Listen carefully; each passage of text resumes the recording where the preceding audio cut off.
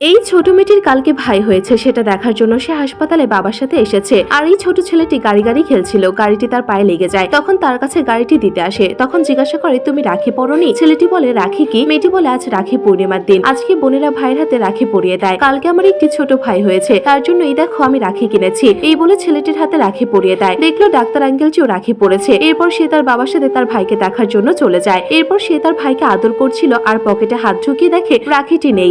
তখন তার মনে হয় রাখি তো সে সেই ছেলেটির হাতে দিয়ে এসেছে। তখন সে দৌড়াতে চলে যায়। বাইরে গিয়ে দেখলো ছেলেটি হাজার চেষ্টা করছে রাখিটি নিজে পরার, কিন্তু কিছুতেই পড়তে পারছে না। তখন মেয়েটি তার কাছে যায়। ছোট ছেলেটি তখন কষ্ট পেয়ে বলে আমার তো ভাই হয়েছে, আমার তো বোন নেই, তবে আমাকে কে রাখি পরাবে? এই নাও তোমার রাখি, তুমি তোমার ভাইকে গিয়ে পরিয়ে দাও। মেয়েটি তখন সেখান থেকে চলে যাচ্ছিল। তারপর সে আবার ফিরে আসে, বুঝতে পারে ছেলেটি তার বোন নেই বলে খুব কষ্ট পাচ্ছে। দৌড়ে এসে ভাই বলে হাতে রাখি পরিয়ে দেয়। খুশি হয়ে দাদু মিষ্টি আনে আর ছোট্ট ছেলেটি তার বোন বলে মিষ্টি খাইয়ে দিল।